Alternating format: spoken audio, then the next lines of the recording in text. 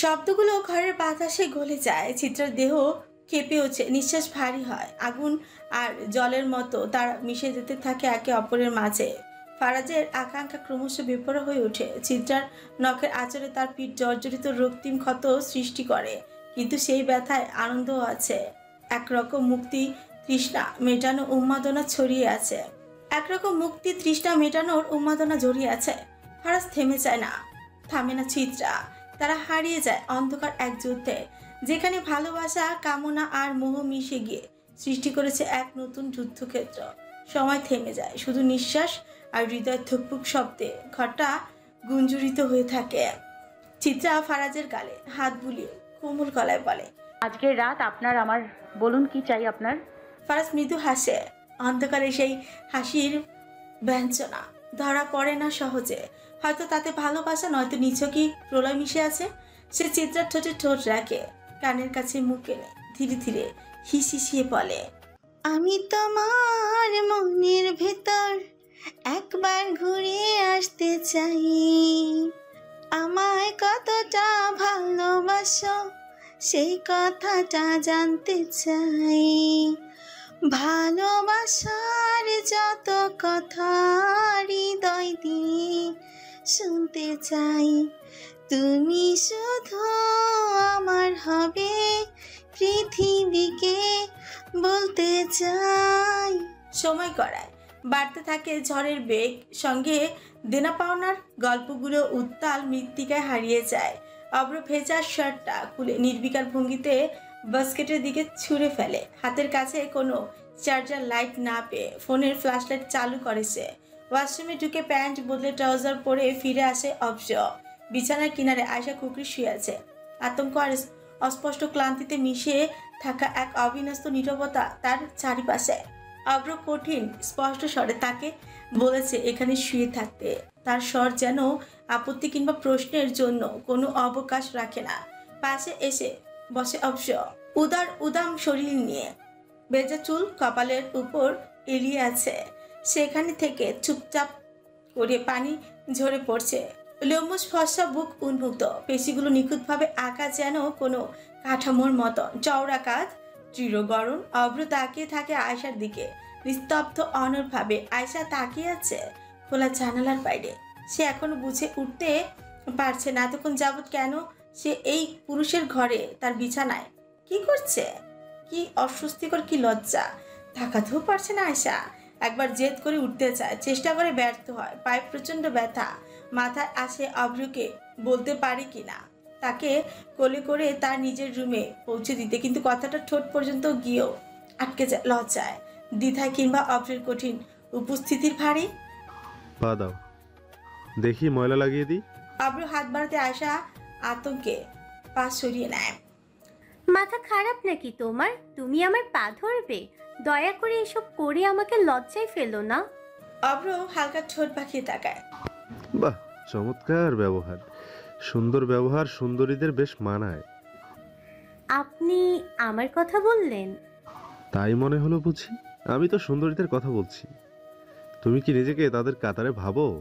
আয়শার মেজাজ গরম হয়ে উঠছে। কিছুটা আগে পর্যন্ত যে মানুষটাকে নিয়ে বিভ্রান্তিতে ছিল, সে মুহূর্তেই পরিষ্কার হয়ে যায়।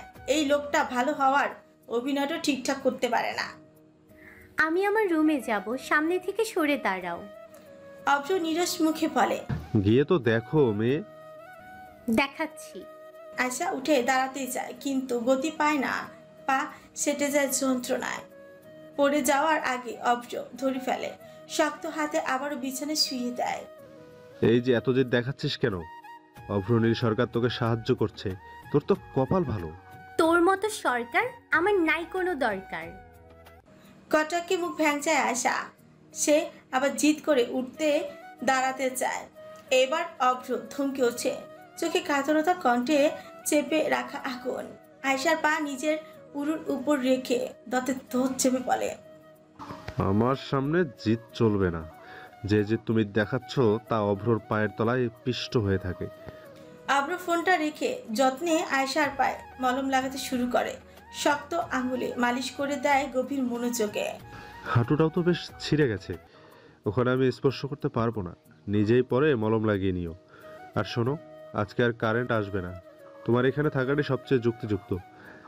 আমি ডিভানে শুয়ে পড়েছি। আশা করি এতে কোনো আপত্তি নেই। আশা কিছু বলতে চায় কিন্তু গলা শুকিয়ে আসে, কথা আটকে যায় ছোটে। ইদানিং কেন জানি এই লোকটার প্রতি এইরকম দুর্বলতা তৈরি হচ্ছে। কিন্তু কেন?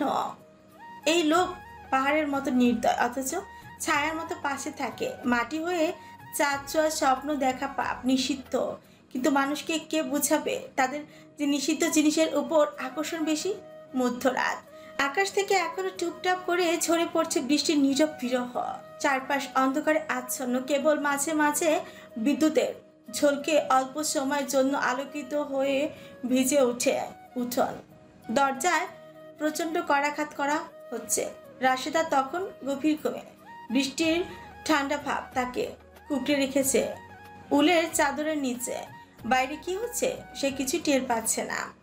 তার মেয়েও মেয়ের জানা সন্ধিবেলা নিজ বাড়ি গেছে। রাশেদা আর স্বামী আবার দারোয়ান, আজ রাতে নাইট ডিউটি। বাড়িতে একা রাশেদা।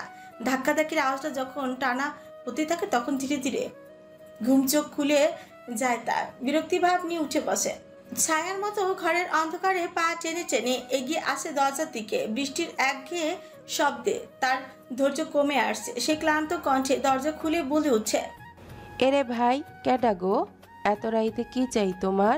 দরজা খুলতেই সে তার সামনে একজন লোককে দাঁড়িয়ে থাকতে দেখতে পায়। লোকটা লম্বা, সারা গায়ে গাঢ় কালো রেইনকোট, মাথায় হুড তোলা, মুখ দেখা যাচ্ছে না, কেবল ভেজা কাপড় থেকে জল চপচপ করে পড়ছে। তার উপস্থিতি ঠান্ডা বাতাস হাড়ে হাড়ে কাঁপুনি ধরিয়ে দিচ্ছে। সেই অচেনা মানুষটি খানিকক্ষণ চুপ করে থাকে, তারপর ঠান্ডা কণ্ঠে বলে, রাশেদা। আপনার একটা পার্সেল আইছে। একটু বিচলিত হয়। পার্সেল? কিসের পার্সেল? তাও এত রাইতে? কি কি পার্সেল আনছো? মৃত্যু আনছি। ম্যাডাম, পার্সেলটা নেবেন না? অবাক করা এক সকাল, গা সজাগ করা হালকা শীত আর ভেজা হাওয়ার মধ্যে চিত্রা গোসল সেরে জলপাই রঙের শাড়িটা পরে একদমই অন্যরকম হয়ে উঠল। আয়নার সামনে দাঁড়িয়ে নিজেকে খানিকক্ষণ গভীর মনোযোগ দিয়ে দেখলো সে। চোখে মুখে একটা প্রশান্তির ছোঁয়া। বিছানায় উপর হয়ে ঘুমিয়ে আছে ফারাজ, গায়ে চাদর। ঘরের ভেতর এসির ঠান্ডায় শরীর জমে গেলেও ওর মুখখানা প্রশান্তির প্রতিমূর্তি। এই মানুষটা গরম একদমই সহ্য করতে পারে না। সামান্য গরম অ্যালার্জি হয় শরীরে, লাল হয়ে যায় ত্বক। আজ শান্তিতে ঘুমাচ্ছে ফারাজ। চিত্রার ওকে জাগাতে মন চাইছে না। ভালোবাসার মানুষ যখন ঘুমায় তখন তো দেখেও শান্তি লাগে। ঘরের অগোছালো দশার দিকে তাকে চিত্রা একটু বিরক্তই হলেও নিজের ভেতরের স্নিগ্ধ ভালোবাসায় আবার নরম হয়ে যায়। কাল কিশোরগঞ্জ ফিরতে হবে। এই শহর, এই বৃষ্টি, এই রঙিন দিন পেছনে ফেলে যেতে হবে। এই শহর চিত্রাকে অনেক কিছু দিয়েছে, ভালোবাসা, অনুভব আর এক নতুন জীবন। চিত্রা বারান্দায় গিয়ে দাঁড়ায়। সামনে বিস্তৃত বাগানটা চোখে পড়ে। হালকা ভেজা বাতাসে চুলগুলো ভিজে থাকে বলে তোয়ালে দিয়ে মুছে নেয় সে, কিন্তু পানিটুকু টুপটাপ ঝরিয়ে পড়ে। আবারও চুল পেঁচিয়ে তোয়ালে জড়ায়। নিচে বাগানে বজ্র ব্যায়াম শেষে চুপচাপ বসে আছে। প্রথমে চিত্রা তাকে খেয়াল না করলেও বজ্র কিন্তু উপরে থেকে তাকানো চোখ এড়ায় না। খানিক চেয়ে থেকে হঠাৎই চোখ নামিয়ে নেয় বজ্র। সেই সময় চিত্রার নজর তার উপর পড়ে। চিত্রা তাকে ডাক দিতে যায়, কিন্তু মুখ ফুটে কিছু বের হওয়ার আগে পেছন থেকে এক জোড়া হাত কোমরে এসে জড়ায়। পিঠে উষ্ঠের ছোঁয়া ঠেকতেই চিত্রা শিহরণে চোখ বন্ধ করে ফেলে। ফারাজ, কেউ দেখে ফেলবে। কণ্ঠটা নরম, কিন্তু তাতে একটা স্নিগ্ধ যারা দেখবে তাদের চোখ তুলে ডোনেশন করে দেব সতর্কতা। ফারাজের গলায় দম্ভ ছেলে মানুষই। এসব ভয়ানক কথা যে বলেন আপনি। শুধুই কি কথা, ভয়ানক কাজগুলো কি সৌভাগ্য এসে করে দিয়ে যায়? ধুর, সকাল সকাল একখান অশুভ নাম শোনালেন, মনটাই ভেঙে গেল। আসো একটা চুমু দিয়ে জোড়া লাগিয়ে দেই। বাপরে, আপনার চুমুতে এত পাওয়ার! বেবি জান, আমার চুমুর শক্তি ফেভিকলের আঠার থেকেও বেশি। বিশ্বাস না হলে কাছে আসো, চুমু দিয়ে পরীক্ষা করে দেখো। এক চুমুতেই তোমার ভাঙা মন জোড়া লাগবে। চিত্রা হেসে ওঠে, চোখ খেলে যায় দুরন্ত হাসি রেখা। মায়েরি, এভাবে বলছেন মনে হচ্ছে ফুটপাতের কোণে বসে চুমু দিয়ে ভাঙা মন সরানোর ব্যবস্থা করতেন আগে। না করিনি, তবে বউ তুমি বললে শুরু করতে পারি। তোমাকে বিয়ে করার পর যাদের হৃদয় ভেঙেছে, সার্ভিস তাদের দিয়েই শুরু করব। চিত্রা কিছু বলার আগে ফারাজ তাকে নিচের দিকে টেনে নেয়, ঠোঁটে ঠোঁট চেপে শব্দ একটা চুমু দিয়ে সবটাই ভুলিয়ে দেয়। সকল শব্দ মুছে যায়, শুধু থাকে স্পর্শের ভাষা। বজ্র সেই দৃশ্য দেখে মুখ ঘুরিয়ে নেয়, দুহাত মুঠো করে ফেলে, কপালে শিরা ফুলে ওঠে, চোখের কোণায় জমানো আগুন গিলে ফেলে সে। বজ্র একটা ঝোঁক গিলে আওড়ায়। যে ফুলকে ধ্বংসের জন্য এত আয়োজন, সেই ফুলের মালি কিন্তু আমি। ফুল ছেড়ার আগে মালির মুখোমুখি হওয়ার প্রবাদটা ভুলে গেলে। ঘুম ভাঙতেই অভ্র বুঝতে পারলো সে নিজের বিছানায়, তবে এমন কিছু একটা দেখে যার ফলে তার শরীরটা কেঁপে ওঠে। মুখের সামনে দুটো পা, ফুকুচকে চোখ কষে তাকাতেই যেন চোখ দুটো গর্ত থেকে বেরিয়ে আসতে চায়। এটা তো আয়শার পা। অভ্র এক লাফে উঠে বসে। এই মেয়ে, ঢ্যাং তোলার জায়গার এত অভাব ছিল যে আমার মুখটাই পছন্দ হলো?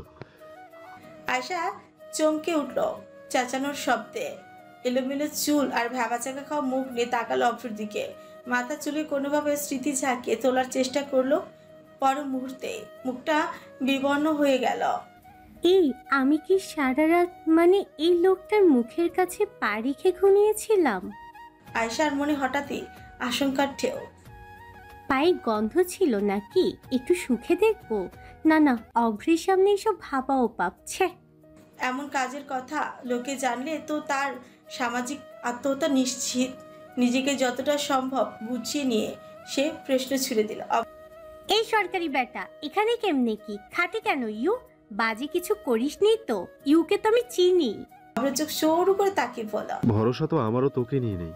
ঘুমিয়ে পড়ার পর তুই আমাকে দেখে লোভ সামলাতে পারিসনি, তুলে তুলে নিয়ে এসেছিস খাটে নিজের পাশে। আস্তাগফিরুল্লাহ। আমি তোকে কোলে তুলবো? আমারে কোন দিক থেকে তোর কুলি মনে হলো? তুলেছিসই তো। আমি হালকা পাতলা ছেলে বলে এসব করতে পারলি? আল্লাহর কাছে বিচার দিলাম, তোর যৌবনের ঠাডা পড়বে। আমার ইজ্জতের আর কোনো দাম থাকলো না। এসব যদি আমার ভবিষ্যৎ বউ জেনে যায়, তখন আমি তার সামনে কি করে মুখ দেখাবো শালি? আয়শা ইতিমধ্যে টেবিল থেকে টিস্যু বক্স নিয়ে একটা টিস্যু নিয়ে তার দিকে বাড়িয়ে দিল। হইছে, কাঁদিস না আর। চল বিয়ে করে বাচ্চা পয়দা করি। শালা তোমার ইজ্জত তো বাঁচাতে হবে এখন। অভ্রের মন তখনও ধাক্কা খায়, মনোযোগ অন্যদিকে থাকার কারণে খেয়াল করিনি। টিস্যু দিয়ে নাক মুছে বলে, কি বললি? আবার বল, ঠিক মতো শুনি নাই। কিছু না, আসলে লজ্জা লাগছে রে অভ্র। নিজেকে লজ্জাবতী ভাবছিস? তোদের মতো মেয়েরাই তো নিজেকে লজ্জাবতী ভেবে লজ্জাবতী গাছের মানহানি করে। এখন আর আমার মতো ভালো ছেলেদের সমাজে নিরাপত্তা কোথায়? তোকে আজ সালিশে তুলবো আমি। আয়শা উঠে দাঁড়ালো, ঠোঁট বাঁকিয়ে মুখ ভ্যাংচালো। তার মন বলে উঠছে, এই সরকারকে এখনই তুলে বিয়ে করে ফেলা আইসা। কমপক্ষে বাচ্চাগুলো তো একেবারে অভ্রের মতো ফকফকা পয়দা হবে। আয়শা উঠে যেতে নিলেই অভ্র পেছন থেকে তার হাত টেনে ধরে। আয়শার হৃৎপিণ্ড বেরিয়ে আসার উপক্রম।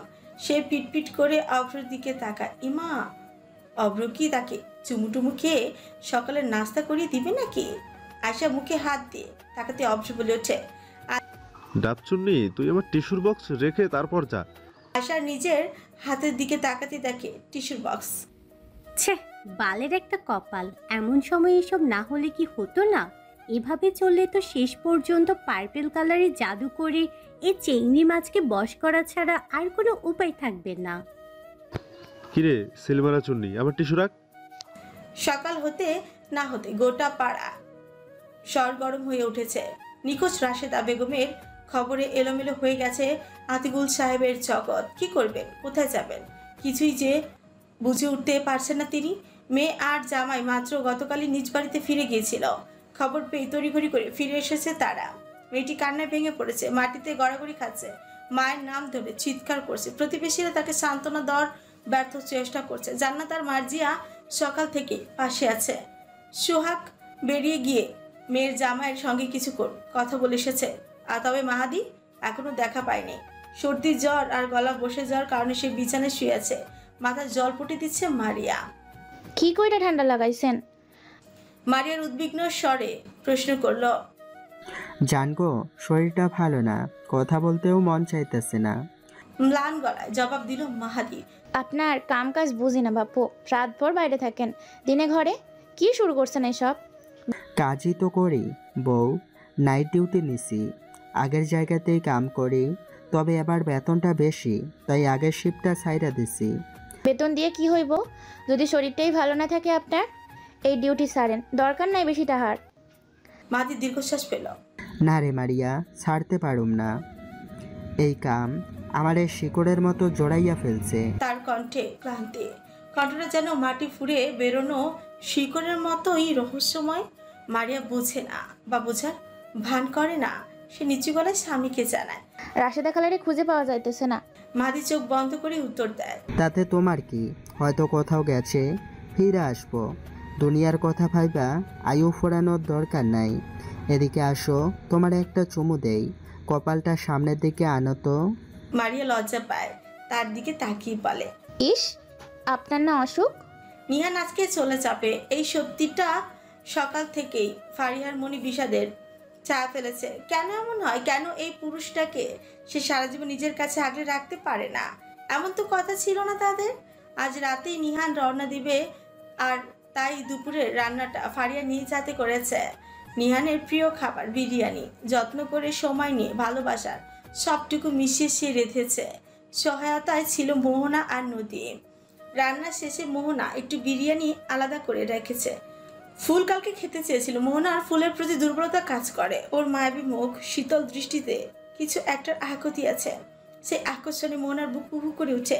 মোহনার বাচ্চা খুব পছন্দ, রোশনেরও ছিল, এখন আর নেই।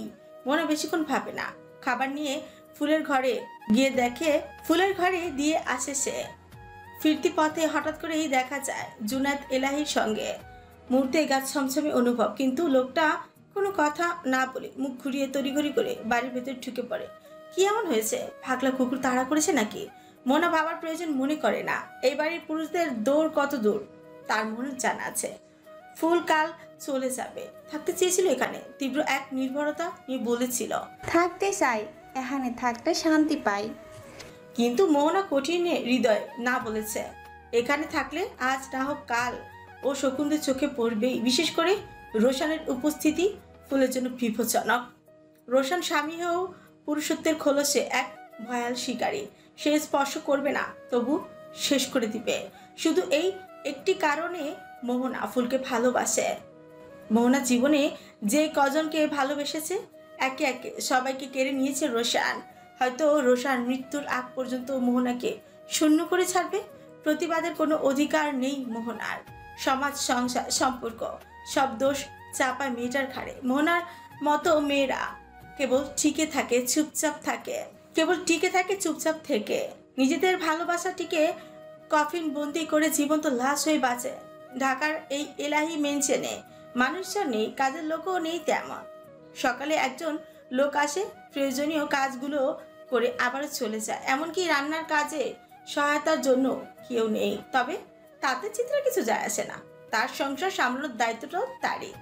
কেন অন্য কেউ রান্না করবে? তার স্বামী কেন আরেকজনের হাতে রান্না খাবে?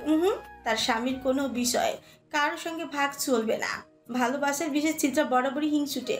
ফারাজ বাইরে গিয়েছে, সেই সুযোগে চিত্রা টুকটাক রান্না করে ঘরে চলে আসে। ফ্রিজ খুলে দেখে মাছ মাংসের অভাব নেই। ফারাজ ছোট মাছ খায় না, তবে দেশীয় মাছের থেকে সি ফুড তার বেশি পছন্দ। ফ্রিজে টোনা ফিশ ছিল, সেটাই বের করে ভিজিয়েছে চিত্রা। কালকের গরুর মাংসের কালা ভুনা আছে, ওগুলো বের করে গরম করে নিলেই হবে। আর কি রান্না করা যায়? চিত্রার পেছনে আয়শা দাঁড়িয়ে আছে। গাজর খেতে খেতে এসে রাতের কথা ভাবছে। আয়েশা? হ্যাঁ আপা। চিত্রা একটু হেসে বলে, তোর কি খেতে মন চাইছে বল আমাকে, আমি তোকে রান্না করে খাওয়াবো। আয়শা বিনয় ভঙ্গিতে জবাব দেয়, চিত্রা আপনি যা রান্না করবেন তাই খেয়ে নিব, আমি বাছাবাছি করি না। জমেলা দাদুর খোঁজ নিয়েছিস? যে এত সম্মান দিয়ে কথা বলতে হবে না, আমি তুই সমান বয়সী। থাকগা, ভাই শুনলে নারাজ হবে। ফারাজকে ভাই বলে ডাকিস? কিছু বলে না? সামনাসামনি দেখা হইলে অয়া দিয়ে বুঝিয়ে দেই, সম্বোধন করি না। কিন্তু কেন গো আপা? হাসে বলে, আজকে আসলে ওকে একটু ভাইয়া বলে ডাকিস তো, দেখ তাহলেই বুঝবি। আচ্ছা। মিতালির কোনো খবর আছে? কল দিছিলাম, ধরে নাই। চিত্রা চিন্তায় কপালে ভাঁজ পড়ে। পরক্ষণে সে নিজেকে সামলে বলে, মেয়েটার জন্য চিন্তাও হচ্ছে আর খারাপও লাগছে। আচ্ছা, তোকে নীলুর কথা বলেছিলাম না? ওই যে মেয়েটা নিখোঁজ হয়ে গিয়েছিল, ঢাকায় আসার আগের দিন ওর মা বাড়িতে এসেছিল, এলাহিদের বৈঠকখানায় গিয়েছিল। বৈঠকখানায় কারা ছিল? ফারাজ, অভ্র আর বজ্রবাদে সবাই ছিল। নীলুর মা সেখানে প্রবেশ করার আগেও চিন্তিত ছিলেন, তবে ফেরার সময় হাতে একটা ব্যাগ ছিল। তিনি বারবার সেই ব্যাগের দিকে চাইছিলেন। নীলুর কথা জিজ্ঞেস করেন নাই? করেছি, বলল নীলুর নাকি বিয়ে হয়ে গিয়েছে, তারাও নাকি কিশোরগঞ্জ ছেড়ে গাজীপুরে চলে যাবে। আমার মাথায় হাত বুলিয়ে ছলছল নয়নে কিছু একটা বলতে চেয়েও বললেন না, বিদায় নিয়ে চলে গেলেন। একটু অদ্ভুত লেগেছে। আয়শা কোনো জবাব দেয় না, কিছু একটা চিন্তা করছে সে। চিত্রা ফ্রিজ থেকে গলা চিংড়ি বের করেছে, ভুনা করবে বলে। আয়শা, পেঁয়াজ দে তো। চিত্রা রাতের বাসনগুলো তখন মাজায় ব্যস্ত, এটা শেষ হলেই রান্নার জোগাড় শুরু করবে। আয়শাকে চিত্রা আবারও বলে, কি রে ভাই, দে না। আয়শা আর কোনো জবাব নেই। চিত্রা পেছনে ফিরে দেখে দাঁড়িয়ে আছে 6 ফুট লম্বা সুঠাম আত্মবিশ্বাসী পুরুষ। পরিচিত সেই ভঙ্গিমা, অলঙ্ঘনীয় ব্যক্তিত্বের অনায়াস প্রদর্শন, চোখের চাহনি শানিত, তীক্ষ্ণ, লুকানো, উত্তাপময়, চোয়ালে দৃঢ়তা, ঠোঁটে রুক্ষতা, চুলগুলো নিখুঁতভাবে জেল দিয়ে পেছনে আশ্রানো। এক হাতে রোলেক্সের ভারী ঘড়ি, অন্য হাতটি যথারীতি নিজস্ব ভঙ্গিতে প্যান্টের পকেটে গুজে রাখা। বুকের উপর জড়ানো সাদা শার্টটা পরিপাটি আর নির্দোষ দেখালেও তার উপর চাপানো কালো কালো ভ্যাসেট ফুটে উঠেছে ক্ষমতার ঘন ছায়া।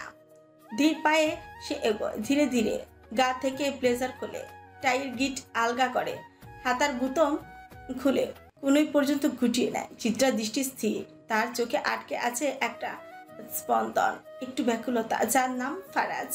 সে চুপচাপ দাঁড়িয়ে আছে, তাকিয়ে আছে ফারাজের দিকে। কি সুশোভিত লাগছে তাকে। আপনি কখন এলেন? চিত্রার কণ্ঠে বিস্ময়। তুমি রান্নাঘরে কি করছো? রান্না করতে এসেছি।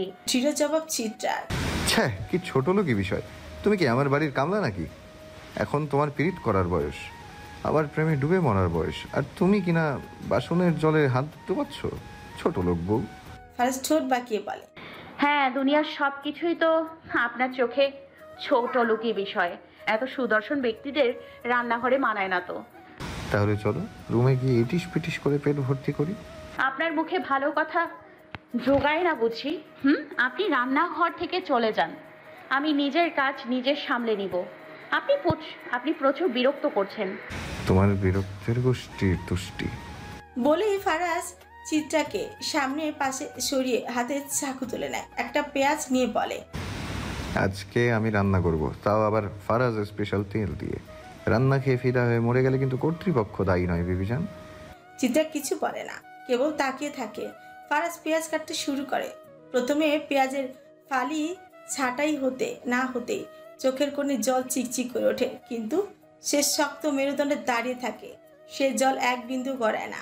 পেঁয়াজ হাতে নিয়ে সে বলে, বুঝলে বউ, দেশি জিনিসের ঝাঁঝ বেশি, তেমনি স্বাদে গন্ধেও দেশি জিনিসের তুলনা হয় না।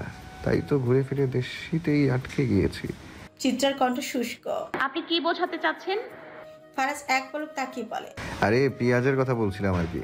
বিদেশি পেঁয়াজের এমন ঝাঁঝ নেই, ওরা সারা 2 নম্বর মাল। চিত্রার চোখ টিপে বলে, পেঁয়াজ সম্পর্কে খুব অভিজ্ঞতা আছে দেখছি।